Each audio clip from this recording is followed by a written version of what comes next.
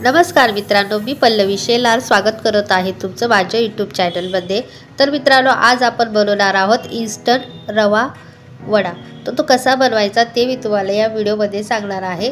तर रव्यापासून मेंदू वडा बनवणार आहोत आणि इन्स्टंट पद्धतीने, आणि सांबार सुद्धा याच्यामध्ये मी तुम्हाला दाखवलेला आहे। चला तर व्हिडिओला सुरुवात करूया। तर मित्रांनो, सांबार म्हणजेच रस्सा बनवण्यासाठी काय काय साहित्य लागतं ते बघून घेऊया। तर मी इथे शेवगा घेतलेला आहे, 3 टोमॅटो घेतलेले आहे, 1 कांदा, भरपूर अशी कोथिंबीर, कढीपत्ता आणि 1 अद्रकचा तुकडा, तुरीची डाळ आणि थोडेसे वाटाणे घेतलेले आहे। अशा पद्धतीने आपले हे संपूर्ण साहित्य। तर मित्रांनो, आपलं साहित्य हे कंप्लीट झाले आहे। चला तर व्हिडिओला सुरुवात करूया। तर मित्रांनो, रस्सा बनवण्यासाठी मसाला तयार करून घेऊया। तर 1 कांदा चिरलेला जाडसर घेतलेला आहे, मिक्सरच्या भांड्यामध्ये ॲड केलेला आहे। त्यानंतर 3 टोमॅटो घेतलेले आहे, यामध्ये 1 अद्रकचा तुकडा ॲड करूया, भरपूर अशी कोथिंबीर आणि थोडेसे कढीपत्त्याची पानं। अशा पद्धतीने मित्रांनो मी मिक्सरला छान असे वाटण करून घेतलेलं आहे। चला तर आता रस्सा तयार करून घेऊया। तर 1 कुकर घेतलेला आहे। तर मित्रांनो, कुकर घेतलेला आहे, त्यामध्ये 1 चमचा जिरं आणि 1 चमचा उडदाची डाळ ॲड केलेली आहे। तर मित्रांनो, छान अशी उडदाच्या डाळाची आणि जिरेची फोडणी द्यायची। त्यानंतर मी याच्यामध्ये 1 चमचा मोहरी ॲड करणार आहे। तर मित्रांनो, मोहरीची छान अशी तडतडल्या गेलेली आहे। आता छान असं एकदा मिक्स करून घ्यायचं। यामध्ये मी धुतलेली कढीपत्त्याची पानं ॲड केलेली आहे आणि एकदा पुन्हा मिक्स करून घ्यायचं। आता यामध्ये मी जो आपण मसाल्याचं वाटण करून ठेवलेलं होतं ते ॲड करूया। तर मित्रांनो, सर्वात महत्त्वाचं आहे की वाटण ते खूप छान पद्धतीने व्हायला हवं, तरच रस्साला चव येते।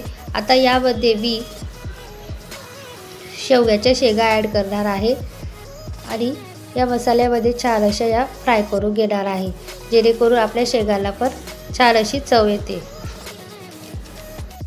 मसाल्यांमध्ये 1 चमचा मीठ ॲड केलेला आहे, 1 चमचा धने जिरे पावडर, 1 चमचा लाल तिखट, 1 चमचा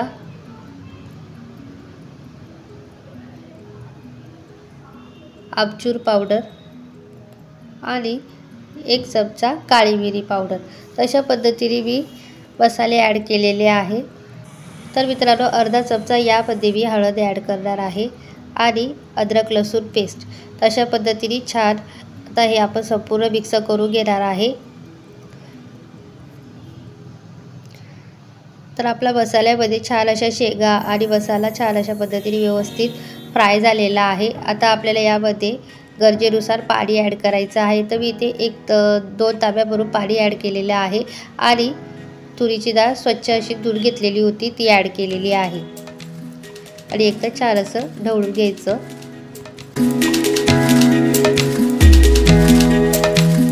तर रस्सामध्ये मी 1 चमचा साखर ॲड करणार आहे। तुम्ही आमसूल सुद्धा इथे वापरू शकतात किंवा चिंचेचा कोळ वगैरे सुद्धा ॲड करू शकतात। तर मी ते साखर ॲड केलेली आहे। तर मित्रांनो, आता मी याच्या 3 शिट्ट्या काढून घेणार आहे स्लो गॅसवर।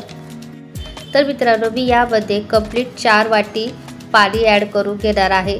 तुमचा रवा जेवढा असेल त्याच्या दुप्पट तुम्हाला इथे पाणी घ्यायचं आहे, याची काळजी घ्यायची। तर मित्रांनो, मी 1.5 वाटी येथे रवा घेणार आहे, तर मी 4 वाटी येथे पाणी घेतलेलं आहे। तर मित्रांनो, यामध्ये मी चवीपुरतं मीठ ॲड करणार आहे आणि 1 चमचा तेल ॲड करणार आहे। अशा पद्धतीने तर मित्रांनो, पाणी छान असं गरम झालेलं आहे। आपल्याला एवढ्याच गरम आपल्याला पाणी हवं आहे।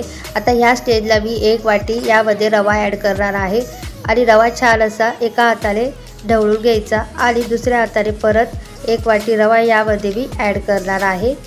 तशा पद्धतीने मित्रांनो, छान असा आपल्या रव्याच्या गुठळ्या काढून घ्यायच्या आणि एकदम स्पीडली हे काम करायचं, याची काळजी घ्यायची। कारण की जसं जसं पाणी सोक होतं तसं तसं रवा हा आटत जातो त्यामुळे।